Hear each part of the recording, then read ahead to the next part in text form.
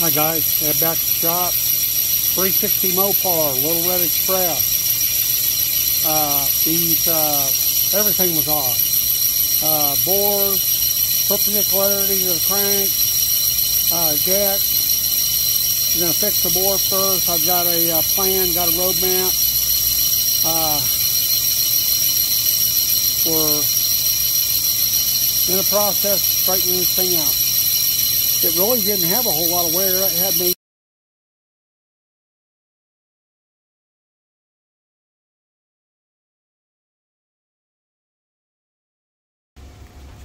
Hello everyone, this is Ed back at the shop. We finished up our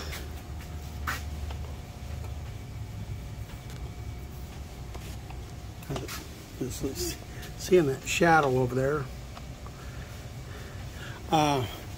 Finished up our cylinders on the passenger side of our Little Red Express. Everything was pretty good. This was cylinder 4 was off 5 thousandths in linear, and I tried to cheat it. I got it within 5. I could have probably squeezed 4, but I went ahead and went for 5.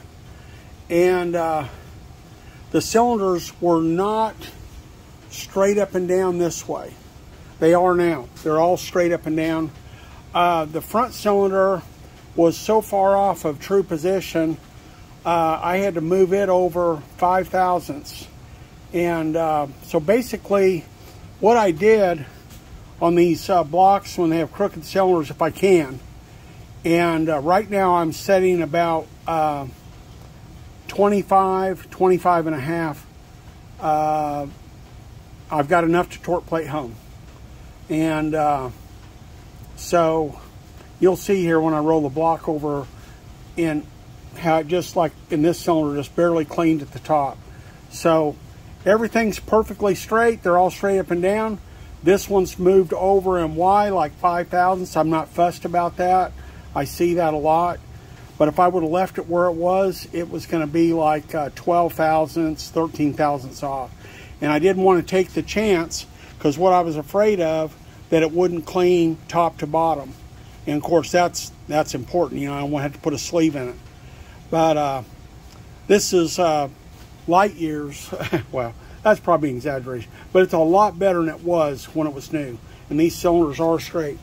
But I just want to, you know, some of you Mopar guys know, look at how do you do that with a machine chamfer like that? Look at that chatter there. But anyways, there you go. That's a big nasty chamfer there. But anyways, let's get the other side down and I'll be back.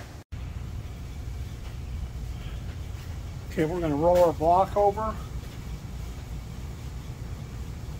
You can see it's pretty well balanced when it pivots. Make sure we don't have any chips or dust on our bars, our locating bars. I'm going to gently roll this over.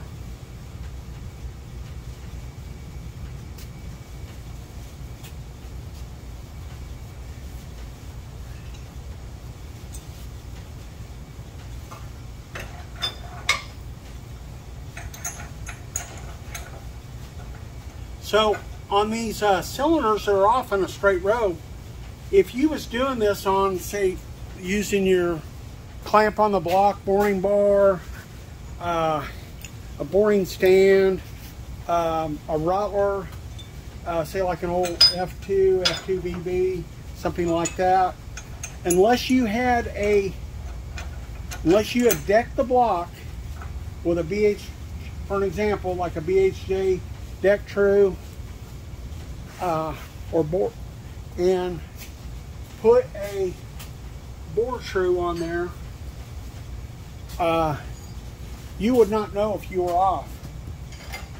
I mean, there's ways you can do it. I've done it. I've jigged it up and I've measured them.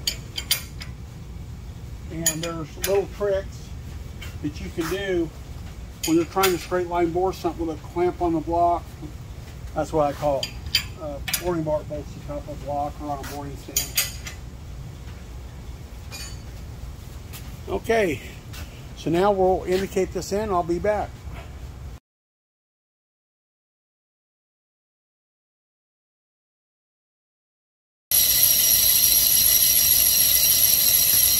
Okay, we're a little over halfway down on our first hole on the driver's side. It cleaned up in the roughing path, which is good. I cut about 16 thousandths out on the roughing path.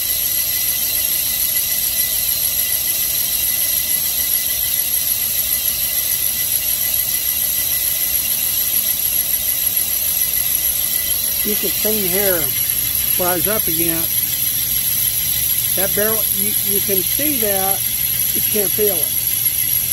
So that'll hone out perfectly. But these, of course, you guys know with a big block Mopars, you've seen some of these big chamfers before. Man, I don't know what they were thinking back in the day.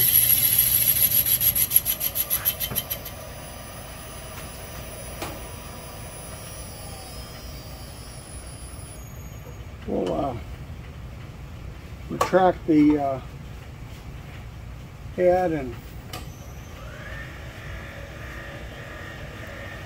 see what it looks like. The boring spindle, I should say.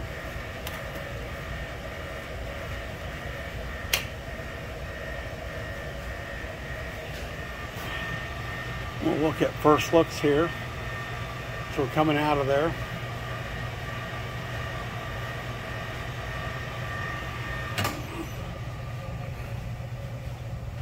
That looks beautiful. Go around the back side here.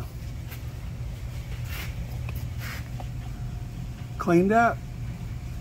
So I like to say, it's been a challenge. You got to be careful with these old blocks, especially using the blueprint fixture. You don't want to scrap these things.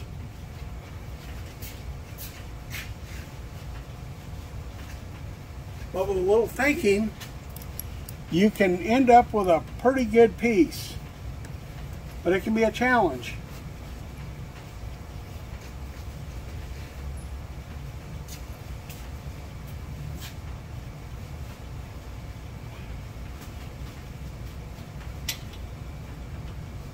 This is my finger for some of you watch the channel may already know this.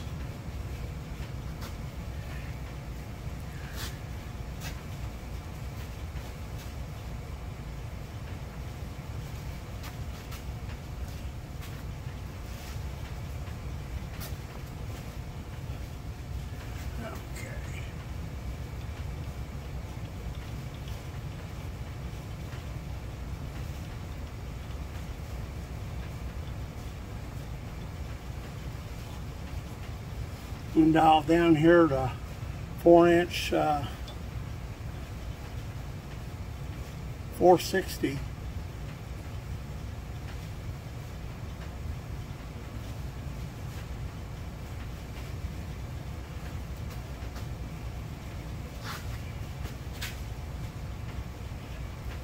That's our 4-center line on small block Mopar. 360, 340, 318, 273, they're all the same.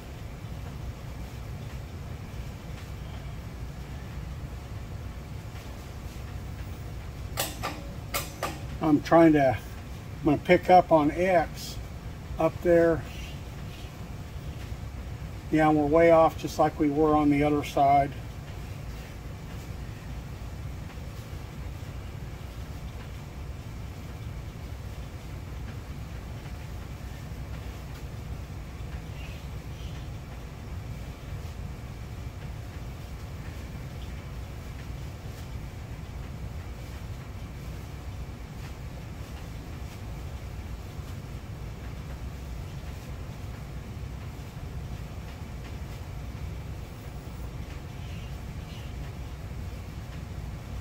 Okay, looking pretty good that way in X. Not too bad there. Okay, so what I've been doing, I'm going down about halfway. You can imagine you you have a cylinder 6 inches long, and so you go down about 3 inches. That'd be the center line. Okay, I'm down about halfway in that cylinder. See if I can get this into focus here.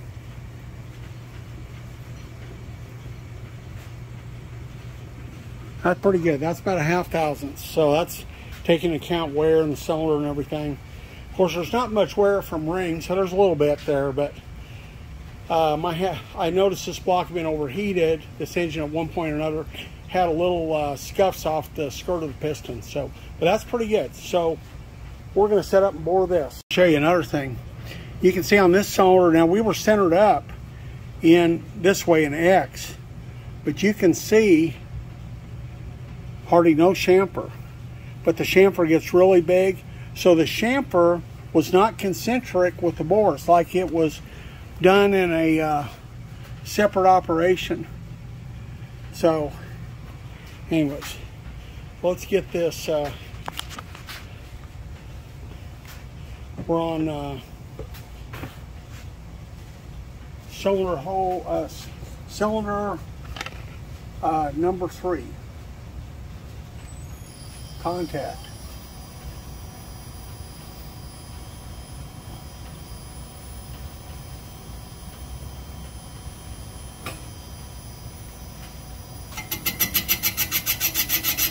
And that's that interrupted cut there. That's the unevenness of that chamfer.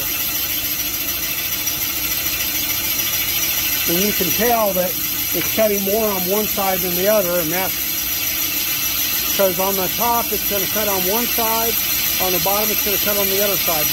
But in the center, the apex, when it goes through center, you'll hear it. It'll be cutting perfectly on center. But the holes are straight up and down. You see how the block's pictured. The holes will be straight up and down to the main bore.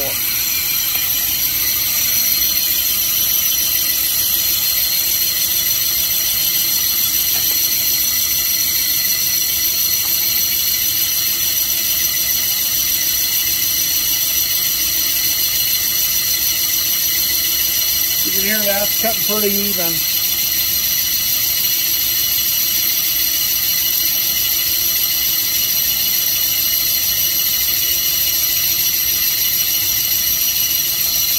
I'll take my little chip guard off there since I'm below the cylinder, top of the cylinder. You don't have that on there, it really throws chips everywhere. Little boogers are hot.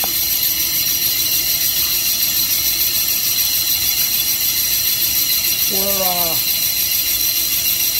2/3 of the way through, 3/4 of the way through, I should say.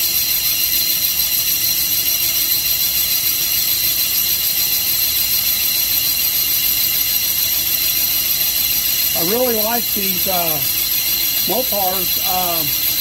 They're big in the bottom, on the bottom of the cylinder sleeve. And what I like about that is you don't get into the webbing when you bore the cylinder. So you'll hear it's all relayed down there. Really makes it nice when you're boring and honing.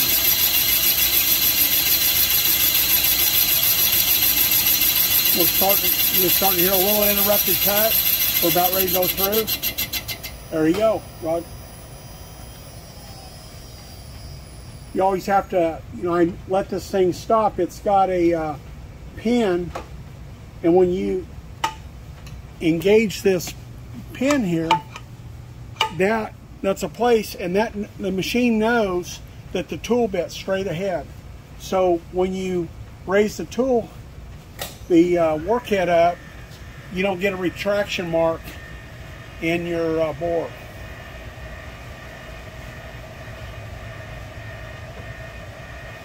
Or if you do get one, it's very minimal. You don't want to have that. That's one of the first things you learn when you're boring blocks. You turn the tool bit towards you. Now, you're using a clamp on the block, anything. And no, I don't leave the spindle run either. That's a no-no. So, machine has built-in features. It's best to know that how they're built in and how it works. But it's based on age-old principles of boring.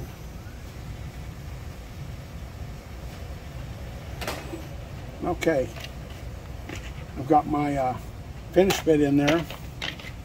Give you a look-see of that.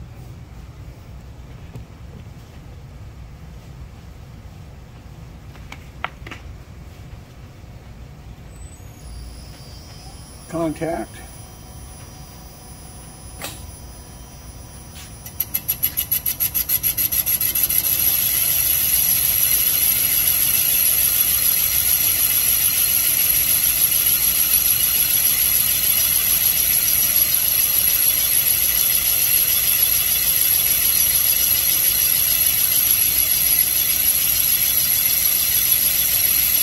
And you can hear it sounds very even. So we established a straight bore in our roughing operation. We took all of the discrepancy as far as a crooked cylinder. We bored it straight, true to the crank. And now basically all we're doing is we're going in and making a finish pass. And for the most part, we're cutting about 10 thousandths out, 5 thousandths aside. Sounds really good. That cutter's really singing. Leaving a nice finish.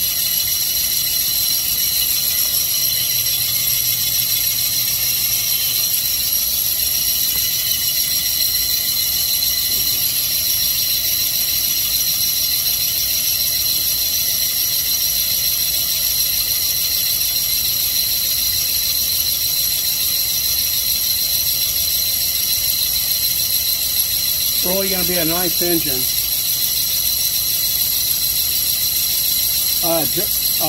JustMoparJoe's building this engine.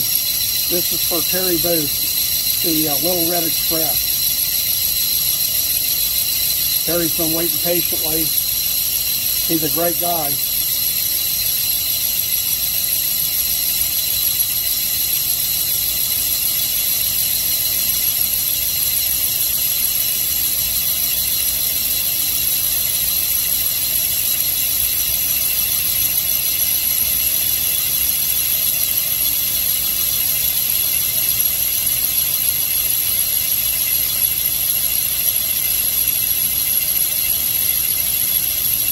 Sounding real good. We're about to come out of the bottom. Just a slight interrupted cut. Sounds great. We'll let our spindle quit rotating.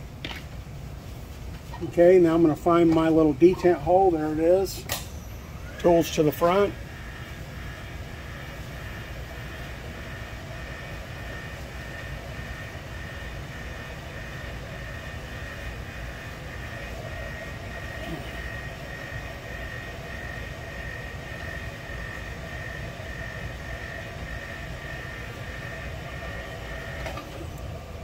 Now I could have probably made everything perfect, but I may have had to go to 40 over. If this was my engine, I wouldn't do that. That's to me, that's like taking another life out of the engine. I'd rather have it 30, and that way, heaven forbid, something ever happens. You got a snap gauge here, and we'll measure our cylinder. We'll just wipe the dust off.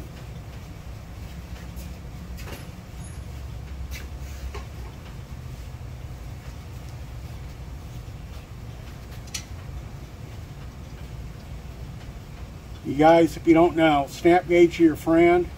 You can buy an inexpensive set. You can use them with micrometers or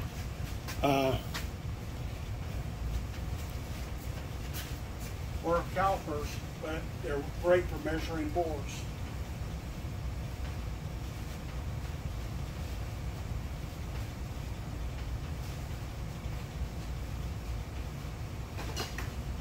Okay, I got about, on that hole, I got about 4 8/10.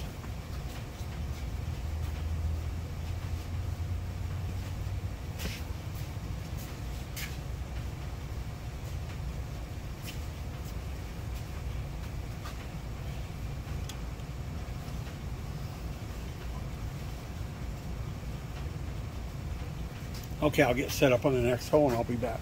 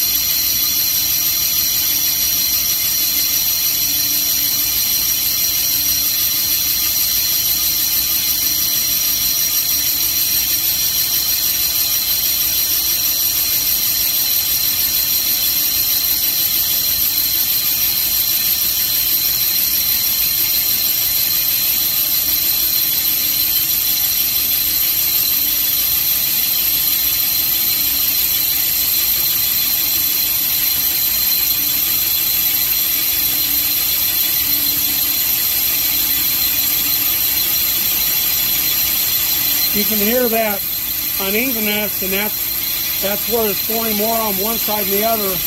When it was in the middle, it was perfectly centered. But then when we go through it with our finish pass, it'll finish taking, if there is any irregularity, it'll take it out.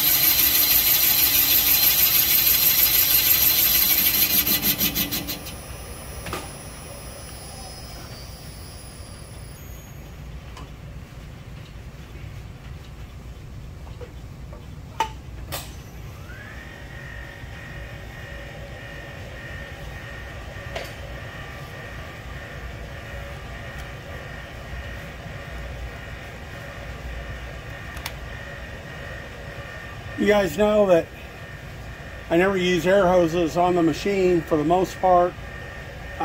They blow chips where you don't want them. But I usually just use a paintbrush. Oops, I didn't know my own strength there. I had that a little too tight.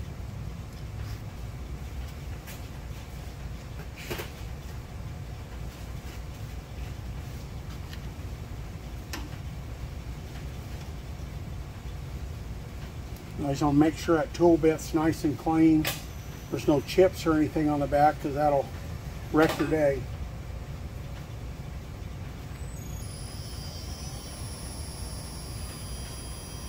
I had turned the speed down on the other tool bit. I'm going to amp it back up on this one and cut a little faster. Okay, contact.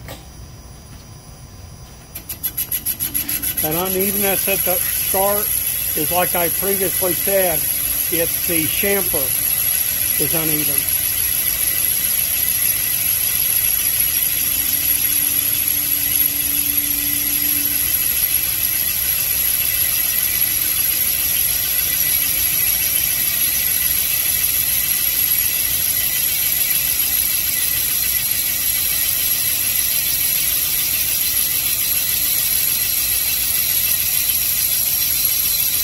From the second cylinder to this cylinder, it's 4 inch, 460 thousandths.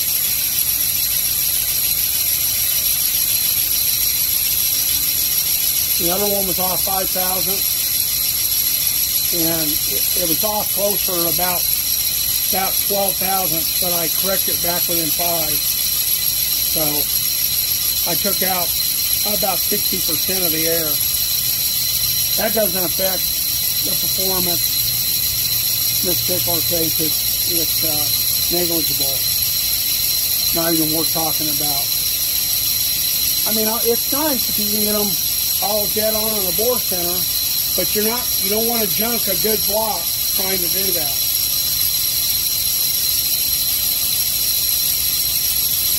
Okay, we're about 60-70% through the bore.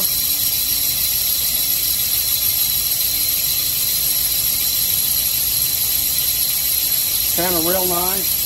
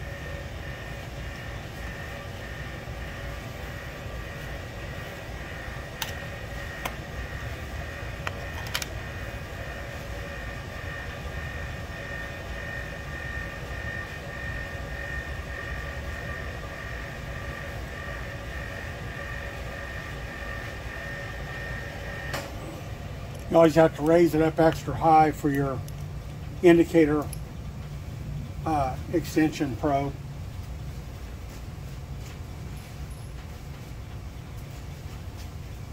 Okay. Now just for grins, we're getting toward the end. Let's just check it. I've not changed anything in the tool bits.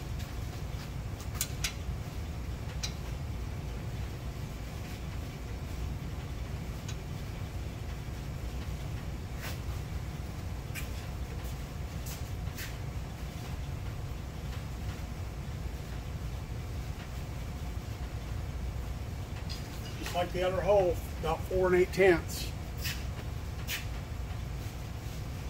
So I'm really good with that. The small block Mopars don't distort as much as the big blocks I found. I'll say that, and then every now and then you'll find one that does. But I think we'll be good on this block. Looks pretty good. Okay, so we're going to go to 13,380, 385. We'll see where we're at.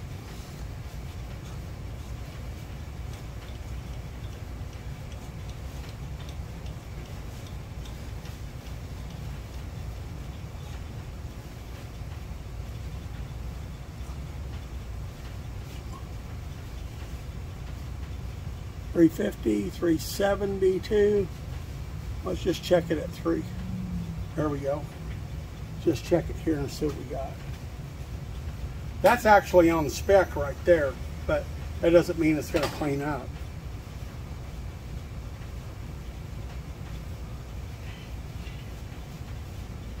Oh wow.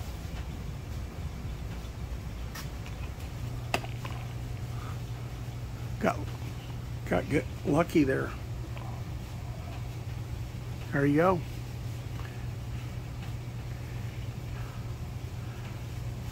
Okay.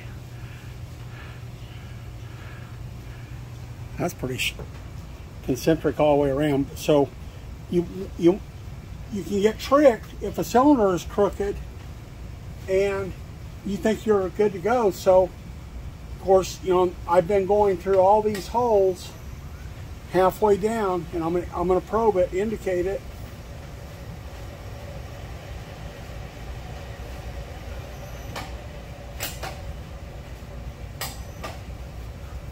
Okay. Because I had to change number 2 cylinder on the other side.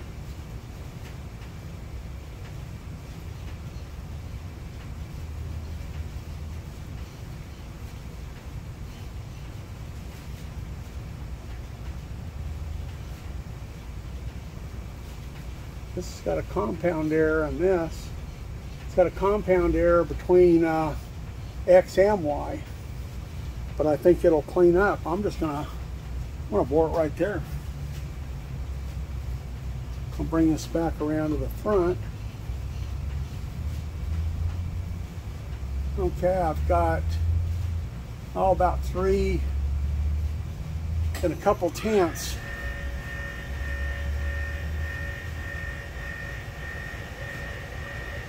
About 4 thousandths probably.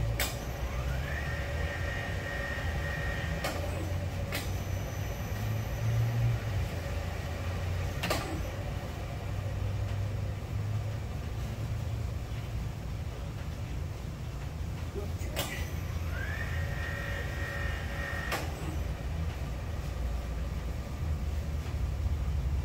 All right, let me get set up and I'll be right back.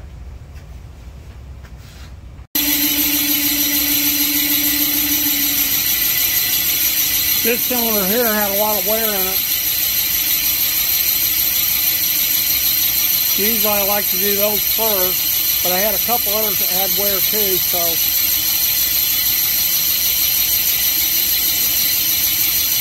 This had a little more wear than I thought it did.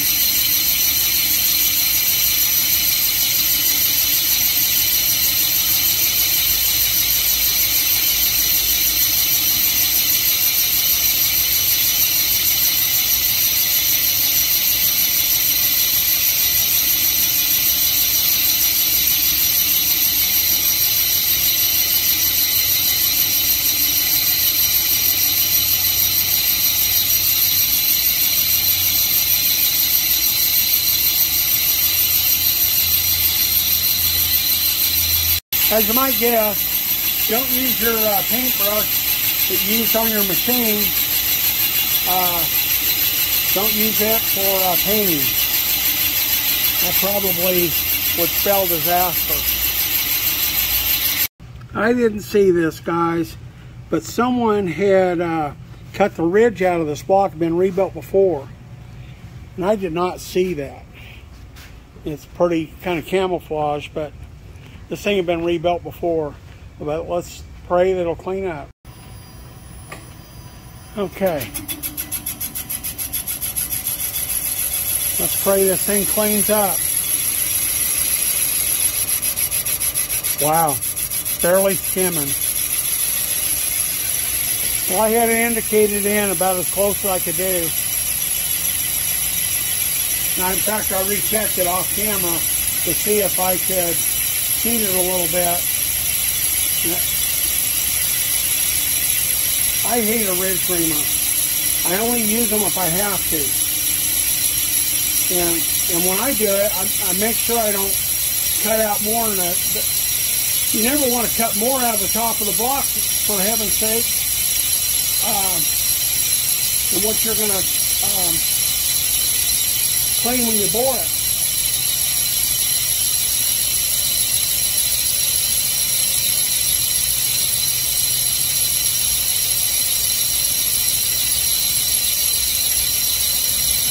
And that figures, I can't tell you how many times I've been there.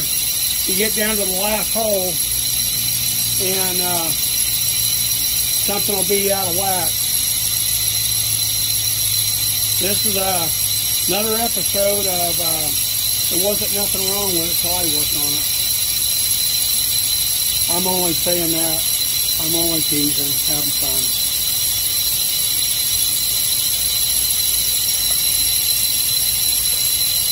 Got a nice chip coming out of there.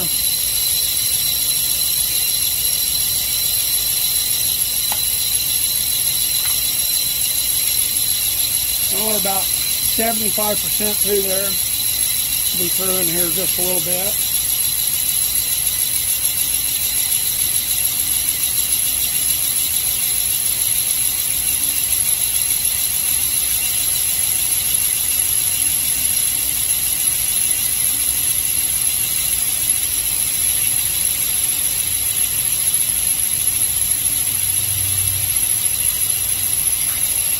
Okay, I set up a dial bore gauge,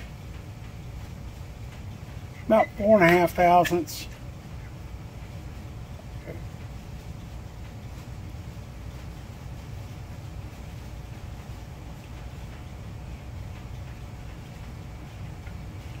And that, where that ring is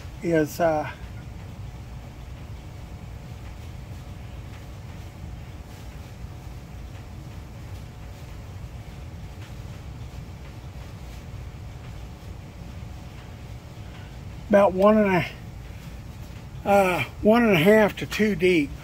So that should clean up by the time it's honed. Anyways, well, there you have it. We have our challenges, but that probably may have been a ridge reamer, but I actually, after more I get look at it, I think it was a broken top ring. So I may have misspoke, but nonetheless, it had been rebuilt before because this thing had a ton of silicone in it. But anyways, there you go. I think it'll clean up.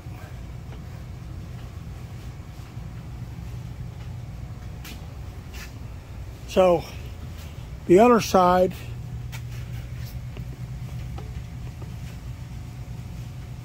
yeah, that cleaned up good. And it was just right back in that corner. So anyways, there you go. One Little Red Express block. The blueprint's done on the bore. It come out pretty good. I'd say most of the cylinders are straight. These are all straight in a row on this side. Just number 2, I had to jockey it because it was way off. And you know, it doesn't make any sense, but that's just the way it was. That's just the way they made things back in the day. Thanks for watching. If you like this content, please like, share, and subscribe. And thanks for watching the video. I know they're long. I know they're long videos. And hey guys, I know they're long the videos, but there's just no way of doing content like this. I mean, I've cut out a lot, believe me. There's just no way of cutting it out. But I think I appreciate all your time, and hopefully you're learning something and get to see things. I wanted to show you one more thing. Let me get my deal here, and I'll be right back.